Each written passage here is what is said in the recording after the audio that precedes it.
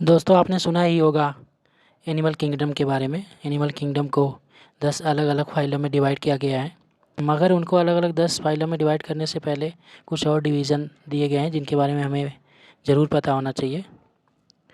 तो दोस्तों आज हम बात करेंगे वीटेकर के 5 किंगडम के बारे में और एनिमलिया के 10 फाइलम के बारे में।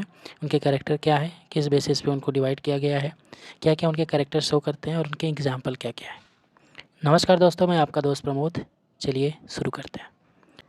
दोस्तों क्या आपको मालूम है अभी तक मात्र 15% एनिमल स्पीसीज़ की जानकारी है हमारे पास, और इस दुनिया में लगभग 8.7 मिलियन मतलब 87 लाख स्पीसीज़ है लगभग एनिमल की, जिसमें से हम सिर्फ 15% को ही जानते हैं।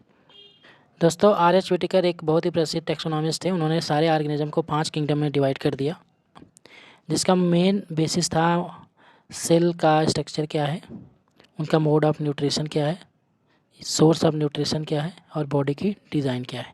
ठीक है, इस बेसिस पे उन्होंने डिवाइड किया। जो उन्होंने डिवाइड किया है उसमें सबसे पहला स्थान आता है आपका मोनेरा, फिर आता है प्रोटेस्टा, फंजाई, प्लांटी, एनिमलिया। ठीक है दोस्तों, तो ये इनके मेन किंगडम है जो R.H. व्हिटेकर ने डिवाइड किया। और आज हम बात करने वाले हैं किंगडम एनिमलिया के बारे में।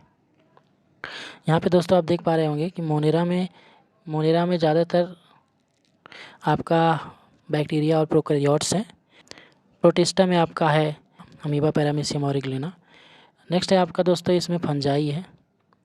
फंजाई आपका एक अलग ही किंगडम में रखा गया है। नेक्स्ट है दोस्तों आपका प्लांट जो कि ऑटोट्रॉफ है, एनिमल जो कि हेटेरोट्रॉफ है। दोस्तों इसी जो प्रोटिस्ट है इसी में आपका यूनिसेलुलर प्लांट भी रखे गए हैं, जैसे एल्गी वगैरह भी। नेक्स्ट इमेज से आप और ज़्यादा क्लियर कर पाओगे दोस्तों। यहाँ पे देखो आपको दिखाया गया है किंगडम प्रोटिस्टा में आपका प्रोटोजोआ, एल्गी। नेक्स्ट है आपका मोनेरा जिसमें आपका बैक्टीरिया और प्रोकैरियोट्स दिख रहे होंगे। नेक्स्ट दोस्तों आपका फंजाई, आप सब लोग जानते हो फंजाई के बारे में, कवक जिसे आप हिंदी में बोलते हैं, मशरूम, ईस्ट और मोल्ड, ये सब इसी में आते हैं। नेक्स्ट है दोस्तों आपका ये प्लांट। ठीक है, प्लांट में आप देख रहे हैं conifer plant, broadly plant, fern, mosses, सब इसी में आते हैं। और जो सबसे बड़ा ग्रुप है दोस्तों वो है आपका एनिमल का, और एनिमल में फिश का। दोस्तों अगर किंगडम की बात की जाए तो किंगडम में सबसे लार्जेस्ट किंगडम जो है वो आपके एनिमल किंगडम का ही है, जो कैसे होते हैं आपके मल्टी सेलुलर यूकैरियोट्स होते हैं। इनके पास क्लोरोफिल या सेल वॉल नहीं होती है। ठीक है, इसलिए इन्हें एनिमल किंगडम में रखा गया है। और ये हेटेरोट्रॉपिक मोड ऑफ न्यूट्रिशन होता है।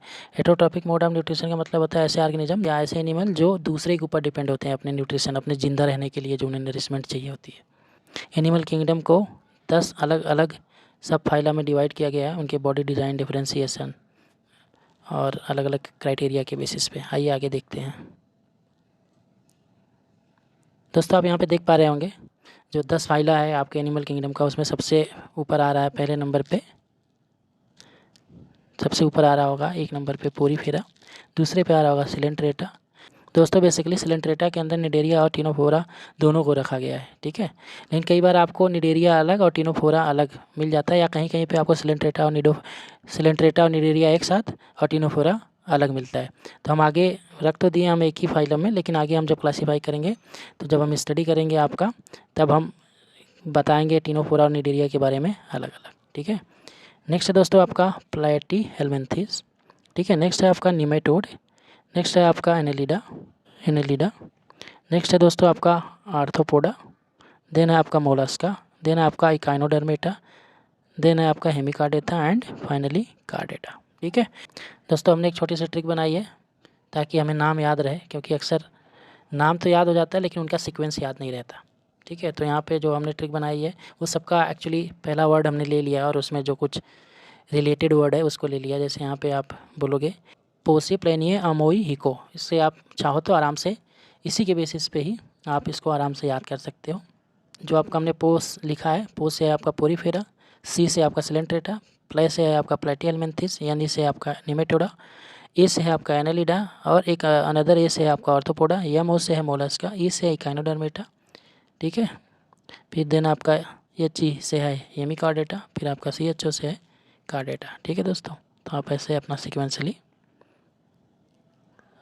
आराम से याद कर सकते हो। ठीक है, तो पोसी प्लेनिए अमोई हिको।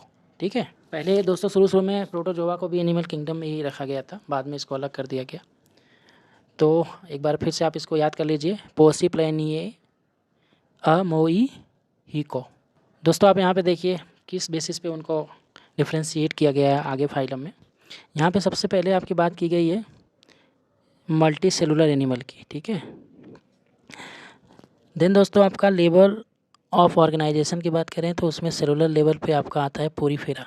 ठीक है दोस्तों, पोरीफेरा में कोई भी ऑर्गन वगैरह डेवलप नहीं होता है, सिर्फ सेल्स होती हैं, जिसकी बेसिस पे उसको पोरीफेरा में रखा गया है। नेक्स्ट आता है दोस्तों आपका टिश्यू ऑर्गन या ऑर्गन सिस्टम में। तो दोस्तों इसकी सिमेट्री की बात की गई है, कुछ को रखा गया रेडियल सिमेट्री में, कुछ को रखा गया बाई लेटरल सिमेट्री में। ठीक है, फिर दोस्तों आपका जो रेडियल सिमेट्री है इसको दो अलग अलग फाइलम में डिवाइड किया गया है।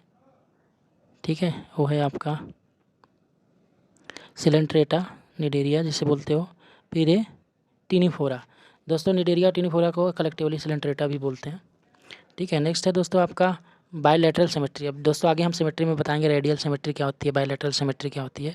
रेडियल सिमेट्री में होती है कि अगर ऐसे ऑर्गेनिज्म जिनके ऊपर से कोई प्लेन गुजारा जाए, प्लेन मतलब और जहाज़ नहीं, अगर उन्हें कहीं सेक्शन डिवाइड किया जाए तो आप कहीं से भी करो वो दो पार्ट में डिवाइड हो जाएंगे, लेकिन बायलैटरल में सिर्फ दो ही पार्ट में डिवाइड होंगे, वो आइडेंटिकल होगा। ठीक है, तो इसमें आपका आता है प्लेटी हेलमिंथीज बायलैटरल में, ASCII helminths, Annelida, arthropoda, Mollusca, Echinodermata, Hemichordata और कार्डेटा। ठीक है दोस्तों, आशा करता हूँ कि आपको यहाँ तक आराम से समझ में आ रहा होगा, एंजॉय कर रहे होंगे आप इस सफ़र को।